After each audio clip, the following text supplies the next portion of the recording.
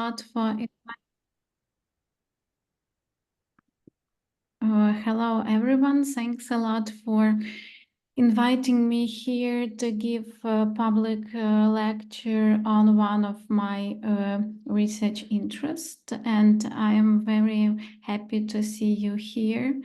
And we will talk on masculinities and men and transformation of masculinities during the last 10 years. And it's one of my research interests for around 15 years, not maybe like major topic, but I do teach course masculinity and men studies in Ukraine, Kyiv-Mohyla Academy, from time to time also abroad.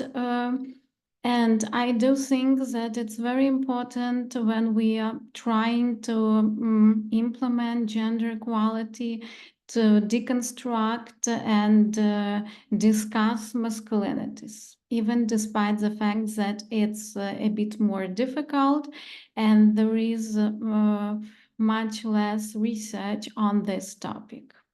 So as you could see from my first slide, it will be my lecture will be on Euromaidan protest and war in Donbass and full-scale invasion. So 10 years, the topic is really very broad, but I will try to concentrate on some particular issues from it. And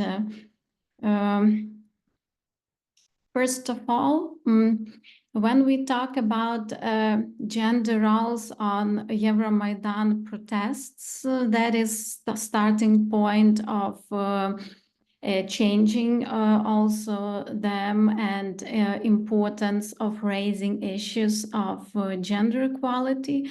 Majority of studies, of course, are about women's participation and women's involvement in Euromaidan.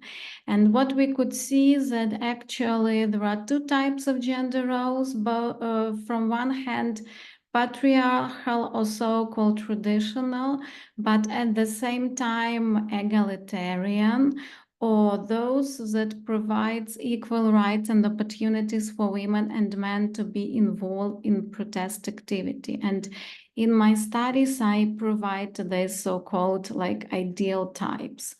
And Euromaidan as protest space was criticized for patriarchal discourse in gender division of labor of protest space. And you could see from the first picture, but it was particular gendered perspective that men and women are supposed to fulfill, and there are a number of studies about this. At the same time, women as a group, they had opportunity, despite this stereotypical perspective and expectations, to criticize sexism and to create alternative initiatives to patriarchal gender role expectations. And actually, here I provide only some references for the whole scholarship on gender roles in Euromaidan protests in so-called revolution of dignity, where people stand for the values of equality, dignity, human rights, etc. And there are, I would say, much less studies on the role of men and men's perspective, and I will mention some of them. And when we want to analyze what was the role of men in these protests and how they changed, or which particular gender roles were highlighted, we, as a sociologist, I propose to take a socio-constructivist perspective where we could use studies of public sociologist and Michael Kimmel and his ideas of gender society, but also Raven Connell. And in this perspective, this biological deterministic or sex role approach is criticized. At the same time, in Ukraine, we have studies done by Tatiana Bureychuk, also Bureychuk and Petrenko. Later, I will show you, in the very end the article where actually they deconstruct popular post-Soviet Ukrainian masculinity, national militarized Cossack image. And I use also their scholarship. And also studies and concept and theory of hegemonic masculinity, of course, could be used from one hand to explain especially militarized or heroic or real masculinities on Maidan. At the same time, Raven Connell and Messerschmitt, they use this theory, but they show that this theory of hegemonic masculinity that is very popular in men's studies could be criticized and could be revised based on recent, current, other empirical material. And now, step by step, I will demonstrate some empirical material, to and analyze it through so-called critical men studies, and the whole idea that there is this notion of hegemonic masculinity and the idea that men as a group are different. Not all of them have power. At the same time, the male's role and mailbox is stricter compared to the role for women, and femininity, so masculinity, that is more that has more status compared to femininity, is much more difficult to challenge. And in the theory of the hegemonic masculinity, the whole idea that is like only some percentage of men, they have power, status, and the idea that this heroic or real masculinity is constructed by using hierarchies to other masculinities. And you will see now some examples and empirical data that I use in my lecture. They are virtual online from Euromaidan protests, also later from some images also from war, and its participant observations, interviews. I was a participant of Euromaidan protest and collected a number of these different posters, self-made, and also pictures from protest space. And as I said, in order to remain hegemony, it's very important to use this so-called strategy of othering, where the idea is that there are so-called real or our men, and there are other men, so-called false, different men, who are subordinated or marginalized. And in general, to have this positive, powerful image of a real hegemonic normative masculinity, the mechanism, one of mechanisms that is used, it's a strategy of othering, and we will see how it works.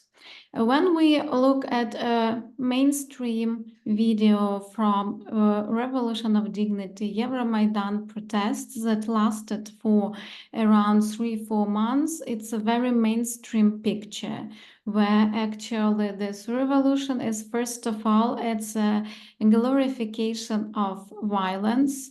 It's an idea that brave, you could see mainly, first of all, men who are brave and actually who are, it's like a front line of a protest space. At the same time, of course, we know that majority of activities, especially in the mainstream, non-violent, peaceful phase, they were very, very different. But the major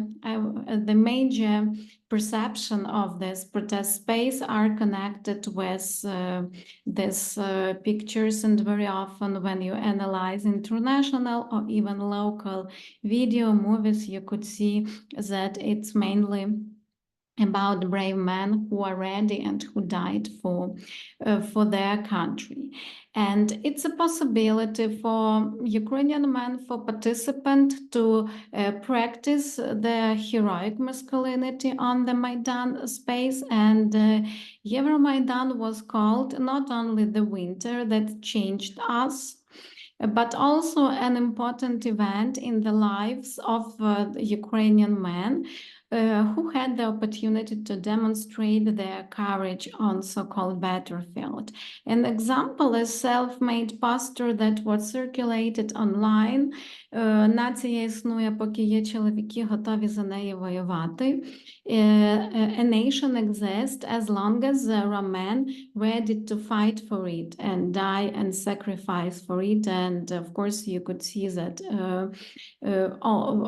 that it happened in Euromaidan, and there is this Heavenly 100.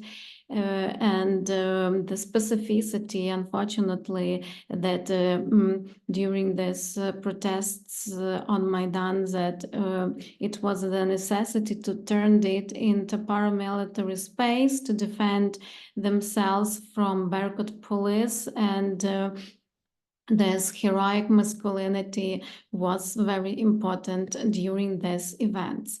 It was also supported by not only by other men, but by some women. And example were Ukrainian singer and Maidan volunteer Maria Burmaka. She wrote on her Facebook, "These events made our guides real men, brave, strong-willed. We ourselves once blamed them for their lack of courage. So now they are all the way men should be." So those who are ready to defend their country, ready to die for their country, who are real heroes. And when we read, of course, in major literature on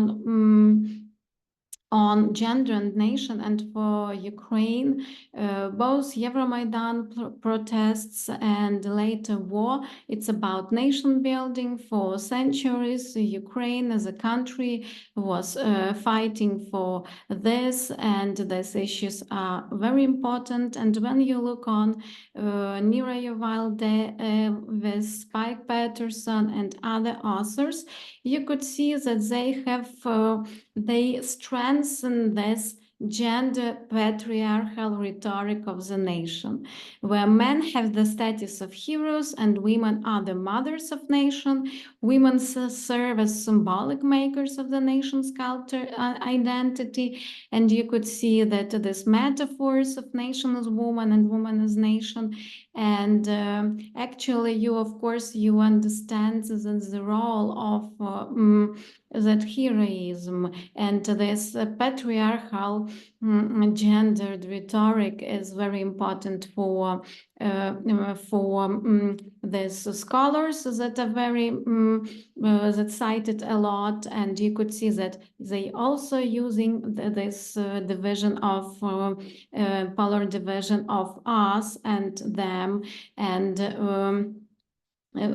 so when we critically analyze the role of men through this heroic discourse and through this hegemonic masculinity ideas, so you easily could cite and have some examples to demonstrate this gendered rhetoric. And in this case, it's also, you could appeal to national masculinities on Maidan. Tatiana Barichak and Elena Petrenko, they are doing this in their essay Kanapke, Sich and Banderivka. They say that patriarchal tendencies on Maidan appeal to the Cossacks also became very popular during the Euromaidan. Masculine community in which the role of women is marginalized or symbolic. The representation of modern Ukrainians as descendants of the Cossacks reproduces this androcentric vision of the Ukrainian nation. Other examples you could see from some particular men, like this Mikhailo Gavrilyuk, who suffered from Berkut police. He was in captivity, he was beaten, he became a hero among the ordinary people and in media discourse, and later he used this also to go for politics for some time, and it's just of the one of examples how this national masculinity is used and how it was reborn and reactualized during Euromaidan protests. Heroic masculinity is opposed to domestic duties, which shouldn't be done by real men. For example, one could find phrases about the man on Maidan, such as, "It takes a Ukrainian man at least a month to nail a shelf at home, when, for example, his wife is yelling constantly that you should do this, your traditional male duty, but no more than a day to build a barricade." There were, of course, humor is used also, heavily used in this discourse, but just some details to to demonstrate how his heroic masculinity is constructed. And another, it's also constructed through othering strategies of false men with sexist discourse. Ваш чоловік не йде на Майдан, бо там дуже небезпечно. Не забудьте привітати його з 8 березня. Your husband doesn't go on Maidan, such as it is very dangerous. Don't forget to greet him with 8th of March. And you could see this cute, cute pictures. And so real men are supposed to be ready to defend their country, to die for their country, and despite of danger, to be ready to stand up for it at the same time. So I provided here just some examples how this heroic real masculinity is constructed, and of course there are a number of others, but at the same time studies demonstrate that there are evidence of masculinities that are changing and becoming more egalitarian, even despite the fact, that it's much more difficult to find them and to find such examples, because in critical feminist and gender and nationalism studies, you could see mainly this patriarchal masculinities. But here I collected just a couple of some posters of different men who read, who stand, who are not very, heroic and doesn't look like they don't look very brave, who are philosophers, who stand up for with different slogans. And when we search more carefully, we could see that actually even during Euromaidan's protests, there were already some, so not all images were like very heroic, very militarized and masculine. And the new so-called masculinities or changes of masculinities, they appear, I would say, much more after full-scale invasion. And after full-scale invasion, we could see not only militarized images, even of course, despite the fact that they are important, as far as there was real threat, and those men that have very militarized ideas, images, they played the role in the defense of their country. But what we could see, that new type, that this hegemonic or non-militarized emotional masculinity, it appears. And there is, of course, lack of studies on this, but what we could see is that men who rescue pets, and they put tender pictures with cats, they smile, and soldiers by themselves, they write on their emotions and fears. Of course, historians, I know that some historians, like for example, Marta Havryshko, she told that even during like First, Second World War, we could find pictures of soldiers with, with different animals, pets, and so this tendency was observed in previous wars, but now with this using of all digital tools, we could see that men like this one, my Facebook friend from my university, they not only put these pictures, but they write about their emotions and fears. So they may criticize the fact that there is ordinary people perceive them as true heroes, and so they try to challenge this very heroic image, and they may demonstrate that militarized masculinity is also fragile, and they want to be more sympathetic and more emotional. And also, despite this, I've already mentioned humor. Another issue that is used as humor, it's an important feature that in this terrible war can serve as a survival tactic, a means of resistance, a form of social political expression, and method to mock geopolitical narratives, and especially enemies. And so there are some already studies about the role of humor, and we could see how some men how it was a campaign, hashtag campaign. There were a number of hashtags campaign, and this one is about free the leopards, and its idea to ask for leopard tanks that Germany should provide. And you could see how different men, they use humor, they use some feminine postures, smiles, not very militarized images, to work also with this, to work with this hashtag.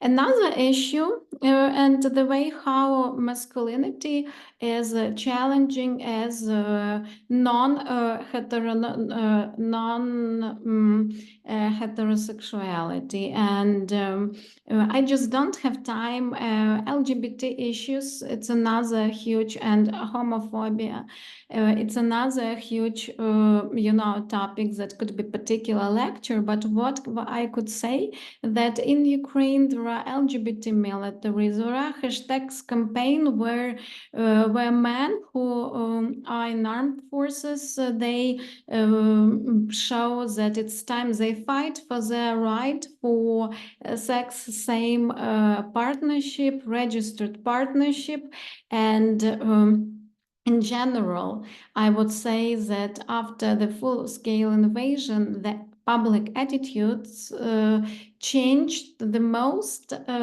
about on the issue of perception of homosexual people and their rights. So when you analyze different results of public opinion surveys on this particular topic, we could see that Ukrainian society, they used to be rather homophobic compared, for example, to majority of European societies. But at the same time, this issue is perceived, I would say, also as a civilizational choice between Ruski Mir, that is very misogynic and homophobic, and so-called gay Europa. It's also, there is scholarship on the idea of Europe as gay-friendly country that is constructed in Russian media discourse. And in general, this idea of sexuality, homosexuality is also actively used by Russian propaganda. But at the same time, in Ukraine, it's possible, despite the full-scale invasion, to have debates on this issue, to have a number of projects, and where especially LGBT militaries, they try to stand for their rights, and they use this, opportunity and possibility to pay attention to this topic. And I want to finish with the image of President Zelensky, because he is, you could see, of course, currently situation changed a bit, but 1 year after full-scale invasion, you could see the huge interest in the image of President Zelensky, and that he represents this compassionate, emotional masculinity that is possible to see also from the pictures when he visited Bucha after these atrocities, and in some studies that already appeared about President Zelensky, that he became a very famous politician, of course, and you could see that in pictures and photos of him are not very military, not they don't represent this patriarchal traditional masculinity. And just want to cite the blog of Ruta Scriptaite from University of Nottingham about from a jester to a hero. Is Zelensky an epitome of the modern post-Soviet political masculinity? I suggest that this new type, when juxtaposed with first a contrast to the now dated neo-patriarch and macho type masculinity, which, although being strongly associated with Putin and also reflected in the political practices of other presidents like Lukashenko and others. So you could see also, what you could see is that the Zelensky image is constructed as opposite or different to Putin's image. And in men's studies and international politics studies, there are a number of books and scholarship on image of Putin. Putin, sex and politics, where his image as a president, a leader, is analyzed through this theory of hegemonic masculinity. And what you could see now with President Zelensky, that there is a tension that his political image is not is constructed so aims to project strengths, but does not decidedly different terms. He roots his strengths not in the aggression of domination, but in resolve and cooperation.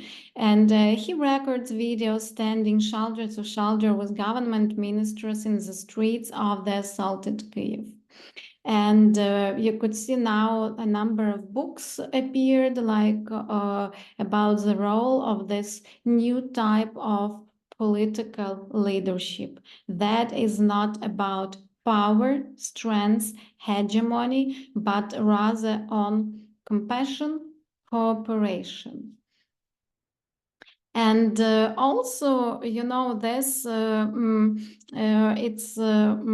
could see that as far as, so here you could see also there is intersection of political leadership with not only gender masculinity, but some ethnic national masculinity. Zelensky became among 50 most influential Jews in the Jerusalem Post in September 2022, and it became like a so-called new image of a leader for Jewish community. That is very interesting issue, and also, you know, should be analyzed properly. And of course, now we could see that maybe in last months the popularity of Zelensky decreased a bit, and we could see, of course, that he's rather tired of this 2 years of full-scale invasion. But at the same time, there were a large attention to his image, and of course political male leaders, they are examples, you know, to follow, and other male leaders from are interesting to analyze. General Zaluzhny, of course, it was one of the key figures that appeared in international press, but this Zelensky was an you know, icon of this alternative non-hegemonic leadership. And I will stop here, and could, if you are interested to read more on this topic, I invite you to look at some sources. And the third source, it's a book chapter of a new book that appeared recently, and this book was edited by Marina Shevtsova, Ukrainian scholar who's living and working abroad. Feminist Perspective on Russia's War in Ukraine. Hear Our Voices. And I know that in our audience there are co-authors of this book. For example, Elena Strelnik is, as far as I know, is also here. And together with Marina, we wrote chapter Gender, Men and Masculinities on Euromaidan Protests and War. Marina is a scholar and expert on LGBT studies, and so her part of this chapter is on these particular issues. Also, you could see that already in some journals like Norma, International Journal of Masculinity Studies. It was an article co-authored by some scholars on war, hegemony, and political masculinities. And there are some other, probably now soon will appear more studies on this topic. And in general, you know, Raven Connor, the author of this, you know, theory of hegemonic masculinity, later when she revised her theory, she invites, of course, to rethink this theory of mainly, I would say, problematic men and masculinities, and to search for more egalitarian images that definitely appeared.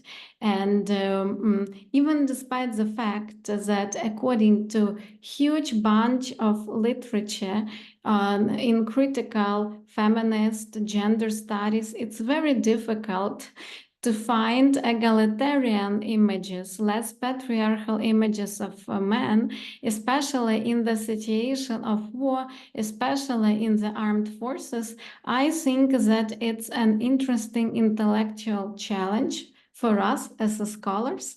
And I invite you to work on this. And I'm still in the process of finding more egalitarian images. And I do think that in order to change society, to make it more egalitarian, more equal, for us as a feminists, as a women, it's very important to work with masculinity men and to work with feminist men. And I will stop here and will be glad to hear your comments, questions, suggestions, maybe some other ideas about transformation of masculinities, especially in when you have some ideas about more egalitarian forms of masculinities. Thank you.